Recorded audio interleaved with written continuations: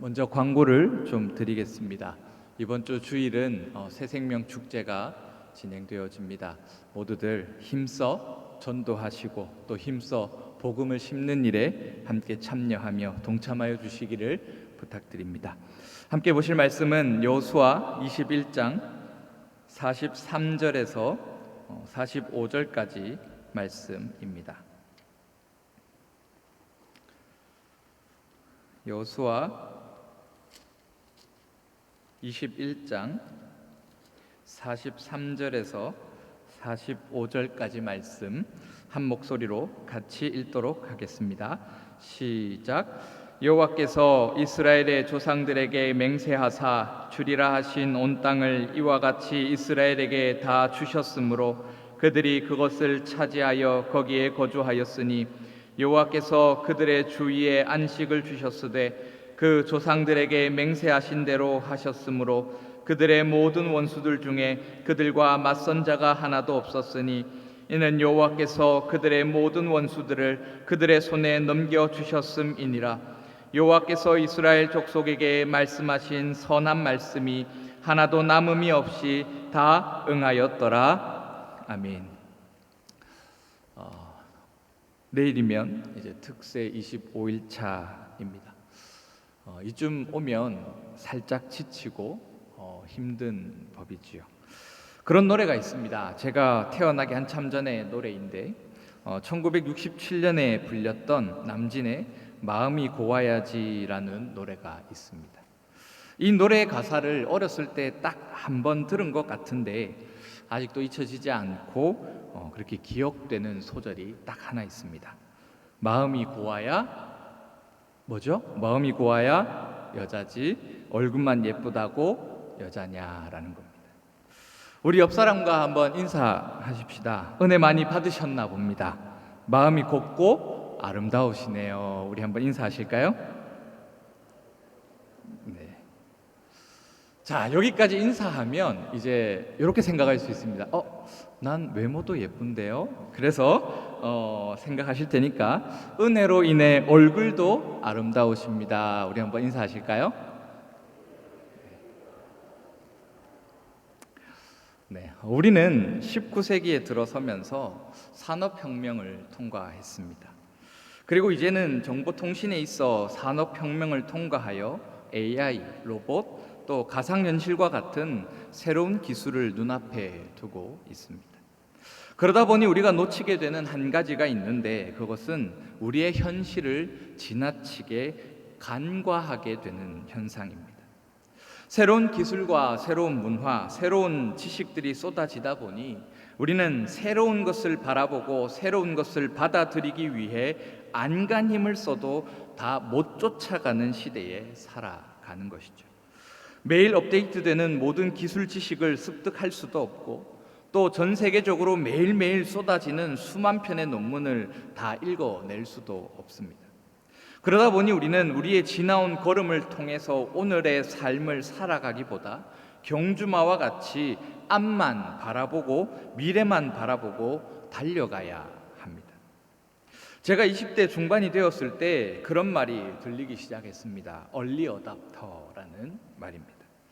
이 얼리 어답터라는 말은 그야말로 새롭게 개발된 모든 기술을 남들보다 빠르게, 남들보다 먼저 수집하고 소유하는 사람을 의미하는데 이 단어가 오늘날 우리 시대를 잘 표현해 주는 말인 것 같습니다. 오늘날 우리 모두는 이 얼리 어답터의 시대를 살아갑니다. 남들보다 빠르게, 남들보다 멀리, 남들보다 높이 올라가야 하는 시대를 우리는 살아가고 있습니다. 내 현실은 생각지도 않은 채 우리는 미래라는 꿈과 희망을 쫓아 남들보다 빠르게, 더 멀리, 더 높이 올라갈 것을 꿈꾸며 그렇게 무리하여 미래를 향해 나아가고자 하는 것이죠. 우리 좌우 앞뒤 한번 더 인사하실까요? 다리가 괜찮으십니까? 네. 이 개그를 이해를 못하셨네요. 네. 이게 뱁새가 황새를 쫓아가다가 다리가 찢어진다라는 내용이었습니다. 죄송합니다. 그렇게 남들보다 빠르게 또 남들보다 더 멀리 남들보다 높이 올라가려고 하다 보니 우리는 자연스럽게 내가 내디딜 수 있는 거리보다 더 넓게 다리를 벌려 한 걸음을 내딛습니다. 분명 내가 내디딜 수 있는 거리가 20cm라면 우리는 지금 30cm, 50cm를 내딛기 위해서 다리 찢기를 하며 살아가고 있는 것입니다. 그런데 모든 사람은 동일하지 않습니다. 누군가의 다리가 길다면 누군가의 다리는 짧은 법이죠. 그래서 누군가는 다리가 좀 짧아서 15cm만 내디딜 수 있고, 또 누군가는 다리가 좀 더 길어서 30cm를 내디딜 수 있다면 사실 어느 누구 하나 틀리고 잘못된 사람은 아무도 없습니다. 오히려 다리가 짧지만 롱다리를 가진 사람처럼 걸으려 하는 것이 탈이 나도록 하고, 자신의 삶에서 볼 때 오히려 잘못된 모습일지도 모르겠습니다. 이렇게 우리는 매일 맞지 않는 옷을 입으며 맞지 않는 삶을 살아가기 위해 발버둥칩니다. 왜 그럴까요? 바로 내 현실을 잊어버렸기 때문입니다. 45절은 이렇게 기록합니다. 여호와께서 이스라엘 족속에게 말씀하신 선한 말씀이 하나도 남음이 없이 다 응하였더라라고 말이죠. 45절은 그야말로 가장 아름다운 미래를 쟁취한 이스라엘의 모습을 보여줍니다. 하나님께서는 이스라엘 백성들을 선택하시고 그들을 부르셔서 하나님의 백성으로 삼아주신 후에, 하나님께서 자신의 백성인 이스라엘 백성들이 애굽의 포로로 430년간 살아오면서 당했던 고통과 슬픔, 괴로움 가운데서 출애굽시켜 주심으로 건져 주셨습니다. 그러면서 하나님께서는 이스라엘 백성들에게 내가 너희에게 젖과 꿀이 흐르는 땅, 가나안 땅을 주시겠다 약속하셨습니다. 그리고 오늘 본문 45절은 하나님께서 약속하셨던 그 모든 약속이 다 이루어졌음을 보여줍니다.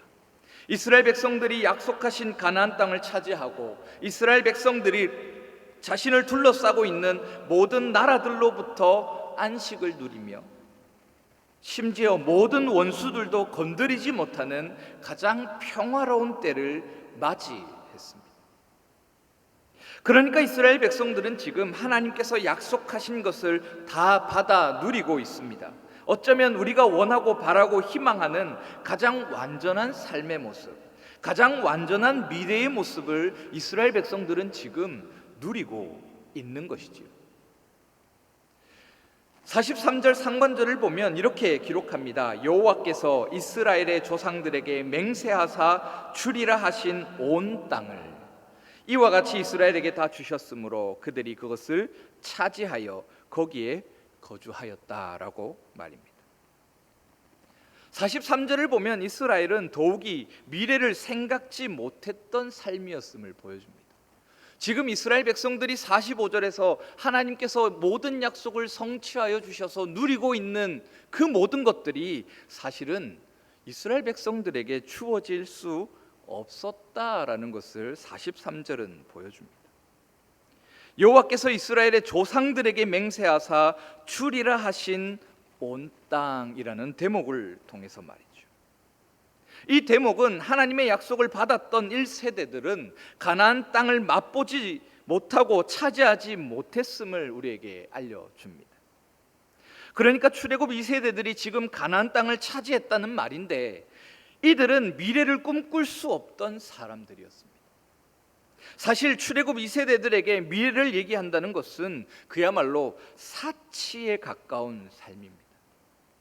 죽음이 도사리고 있는 광야에서 언제 어디서 맹수가 나타날지, 언제 어디서 모래폭풍이 불어 자신들을 덮칠지, 혹은 언제 어디서 도적대가 나타나서 모든 것을 강탈해 갈지 알지 못하는 불안한 상황 가운데 이들은 살아왔기 때문입니다.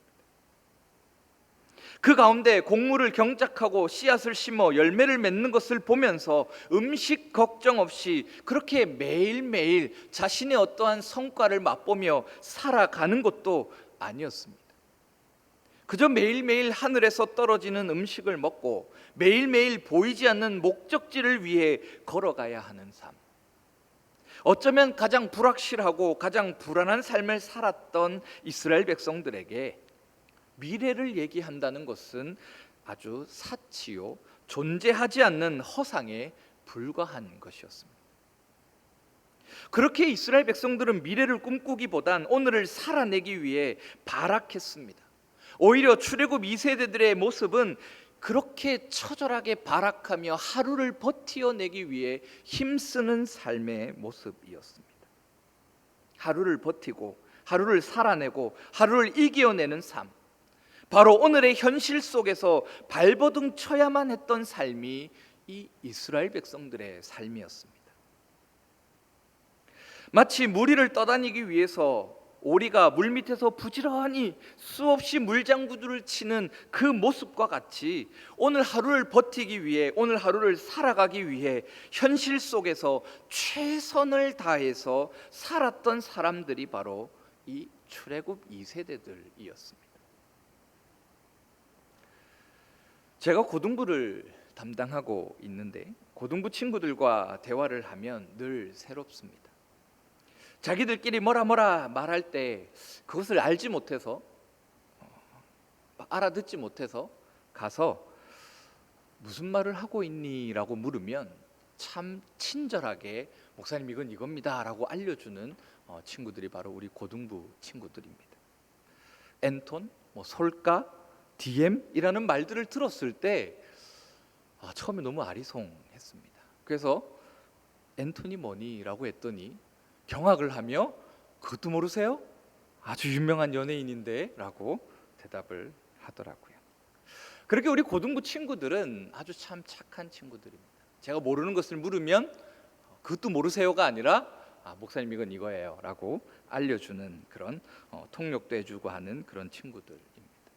하지만 이렇게 착하고 착한 고등부 친구들에게 가장 큰 고민이 하나 있습니다. 그 고민은 대학을 어디 갈까 하는 그런 고민입니다. 목사님 제가 대학 갈 수 있을까요? 목사님 제가 대학 못 가면 어떡하죠? 라는 그런 고민입니다. 그런데 이 고등부 친구들이 가지고 있는 이 고민에는 한 가지 문제점이 있습니다. 대학을 갈 수 있을까? 대학을 어디 갈까? 혹은 내가 대학을 못 가면 어떻게 하지? 라는 고민보다는 사실 대학을 가기 위해서 내가 무엇을 해야 할까? 내가 오늘 해야 할 것이 무엇일까를 고민하고 움직여야 하기 때문입니다. 하지만 저도 그랬고 여러분들도 그랬던 것처럼 대부분의 친구들은 저 대학 갈 수 있을까요? 저 대학 못 가면 어떡하죠? 라는 고민 속에서 자신을 가두고 그렇게 주눅든 채 살아갑니다. 그럴 때면 제 마음이 얼마나 답답한지요. 이미 지나온 저로서는 지금 그걸 고민할 때가 아니고 지금 그것을 가지고 자신의 시간을 허비할 때가 아닌데 그것에 막혀 다음 단계를 밟지 못하는 친구들을 보며 참 답답함을 느낍니다. 고등부 친구들의 고민은 현실 없는 미래를 꿈꾸기에 생기는 고민입니다. 오늘 하루 가운데 정말 최선을 다해서 공부하고 오늘 하루 가운데 죽기 살기로 자신의 삶을 마주했다면 과연 그 친구들이 저 대학 갈 수 있을까요? 저 대학 못 가면 어떡하죠? 라는 고민보다는 오히려 대학을 가서 어떤 꿈을 꿔야 할까요? 저는 어떤 사람이 되기 위해서 이 대학을 가야 할까요? 라는 그런 더 고차원적인 질문과 고민 속에 놓이게 될 것입니다. 과연 현실 없이 오늘이 없는 내일이 있을 수 있는가라고 했을 때 내일을 살기 위해서 오늘을 살지 못한다면 우리에게 내일은 주어지지 않는 것과 같습니다. 오늘을 살아내야 내일이 주어지고 오늘이라는 시간을 보내야 내일이라는 시간이 우리에게 마주하며 다가오는 것과 같습니다. 지금 이스라엘 백성들의 삶도 이와 같습니다. 자신의 부모 세대들이 받았던 약속, 하나님께서 너희를 젖과 꿀이 흐르는 가나안 땅을 주시겠다라고 약속하셨는데 그들이 살아가는 삶의 터전 속에서는 하나님의 약속이 보이지 않았습니다. 막연한 약속을 따라 출애굽 2세대들은 그저 오늘 하루 걷고 그저 오늘 하루 만나와 메추라기를 먹으며 그저 오늘 하루 하나님과 함께 동행해야 했을 뿐이었습니다.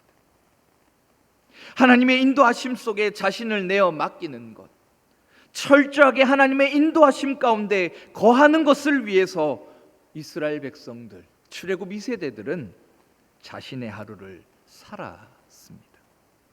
그렇게 하루를 치열하게 처절하게 살아내었을 때 이스라엘 백성들은 하나님의 인도하심 가운데 가나안 땅을 마주하게 되었고, 출애굽 2세대들은 가나안 땅을 차지하게 되었습니다. 그리고 43절에서 45절이 기록하는 것처럼 이스라엘 백성들은 하나님께서 약속하신 가나안 땅을 차지하고 자신들을 둘러싼 원수들로부터 평화를 누리는 가장 이상적인 미래의 모습을 누리고 있는 것이지요. 이스라엘 백성들의 삶을 무엇으로 표현할 수 있을까? 그렇게 생각하며 고민했을 때 마라톤이 떠올랐습니다. 이제 내일이면 우리 교회에서 수십 명의 사람들이 이 마라톤 대회에 출전하게 되어서 그런지 또 정구동 장로님께서 마라톤을 얘기하셨기 때문에 머리에 박혀서 그런지 이 마라톤이 생각났습니다. 이스라엘 백성들의 삶은 마라톤과 같았습니다. 뛰어보시면 알겠지만 마라톤을 처음 하는 사람들은 늘 처음에 빠르게 달리다가 점점 지쳐서 속도가 느려지고 다리도 무거워져서 대열의 앞에서 뒤로 밀려나며 그렇게 탈락하게 됩니다. 탈락이 아닙니다. 죄송합니다. 탈락하게 되어집니다. 이런 사람은 마라톤의 완전 초보입니다. 그리고 마라톤을 조금 해본 사람들은 처음부터 무리하지 않으려고 힘씁니다. 자신의 페이스대로 뛰어야 한다라는 생각을 가지고 처음부터 조금 그렇게 좀 여유롭게 천천히 달리다가 결국에는 마지막으로 꼴등하며 그렇게 완주는 하게 되어집니다. 이게 아마추어이지요. 그렇다면 프로는 어떻겠습니까? 프로는 오랜 시간의 연습과 오랜 훈련을 통해서 자신이 어느 정도 속도로 달릴 수 있는지를 잘 압니다. 그래서 처음부터 자신의 속도로 시작해서 자신의 속도를 유지하고 자신의 속도로 상위 그룹에 머물며 그렇게 마라톤을 완주하게 됩니다. 마라톤을 할 때 정말 잘하기 위해서는 내가 할 수 있는 것만큼 내딛고 내가 할 수 있는 것만큼의 속도를 유지해야 하는 것, 내가 지금까지 연습해오며 내 하루의 삶 속에 처절하게 훈련했던 그때를 기억하며 그것을 그대로 발휘해내는 것, 그것이 마라톤을 잘하는 비결입니다. 그러니까 마라톤을 잘하려면 이 평정심을 잘 유지해야 합니다. 평상시 훈련을 통해서 내 체력과 내 실력이 길러져 있기에 다른 사람들과 나를 비교하지 말고, 다른 사람들이 나를 막 앞질러 간다고 불안해하지도 말고, 내가 어디를 가야 하는지, 내가 어느 정도의 속도로 달려가야 하는지 그것만 생각하면서 자신이 살아온 오늘, 현실을 근거로 자신이 늘 해왔던 대로 자신의 보폭과 자신의 페이스를 잘 유지하는 것, 그렇게 평정심을 유지하는 것이 마라톤의 비결입니다. 어쩌면 오늘날 얼리 어답터의 시대를 살아가는 우리에게는 이 평정심이 필요한지도 모르겠습니다. 이스라엘 백성들이 출애굽하고 나서 40년이라는 시간을 광야에서 보내었을 때 그들이 그 가운데서 얻은 것은 오직 하나님을 의지해야 한다는 평정심이었습니다.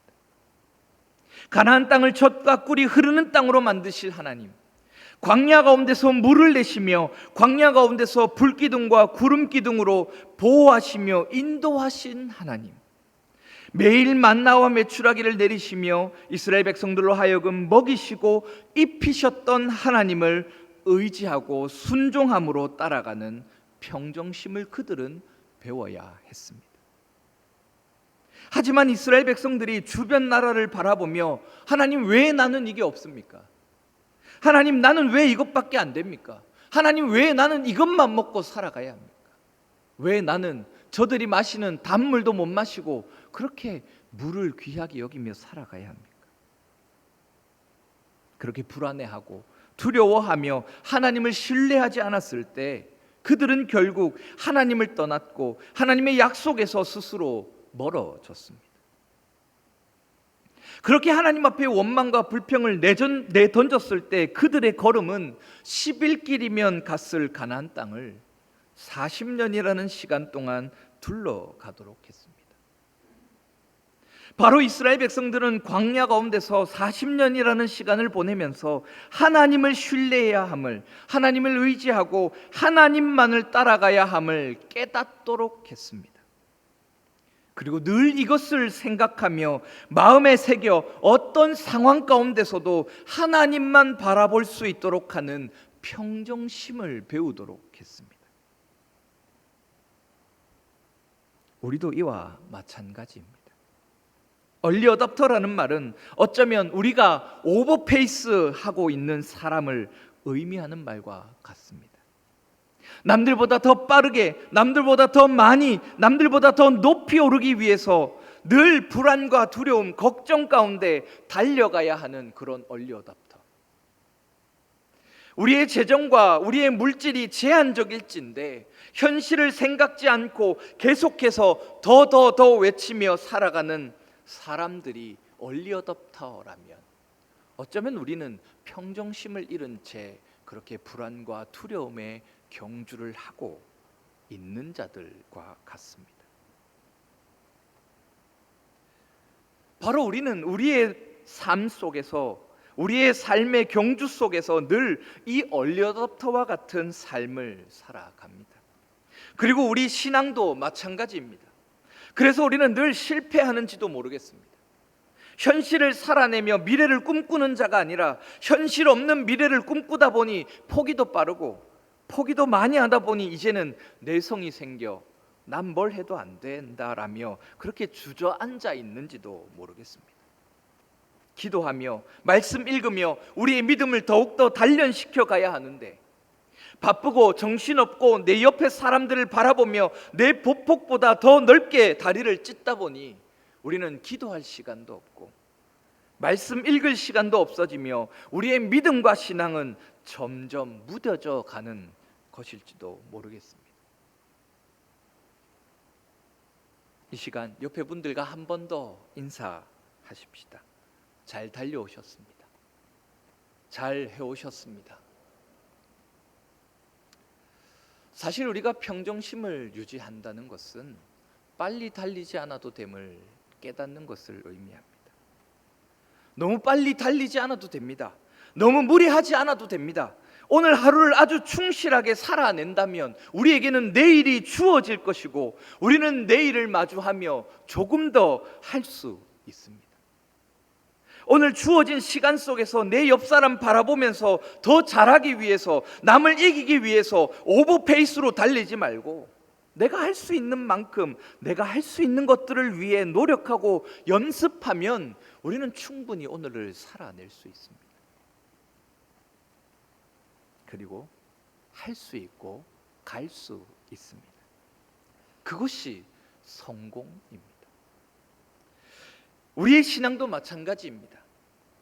혈기부리다 객기가 됩니다. 오히려 천천히 한 걸음 한 걸음 내 보폭에 맞게 걸어가다 보면 하나님께서 인도하시는 손길을 우리는 경험하며 마주하게 됩니다. 하나님께서 인도하시고 하나님께서 준비해 놓으신 길을 따라 걸어가게 됩니다.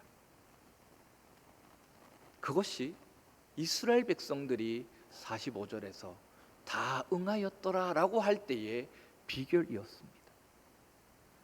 광야 가운데서 가나안 땅을 마주할 수 없었던 사람들이 이 출애굽 2세대일진데 그들은 온전히 40년이라는 시간을 하나님 붙잡고 살아가는 평정심을 배웠기에 그들은 하나님의 인도하심 속에 더디게 가나안 땅을 차지하게 되었습니다. 이 시간 우리 모두 하나님만 바라보며 하나님만 의지하리라는 평정심을 가지고 오늘 하루를 마무리하시고 내일 주어질 날을 마주할 수 있으시기를 축복합니다.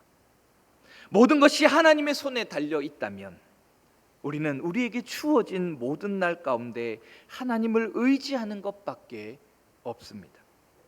그리고 하나님을 붙잡을 때 우리는 우리의 신앙의 경주와 삶의 경주를 마침내 완주하게 될 것입니다.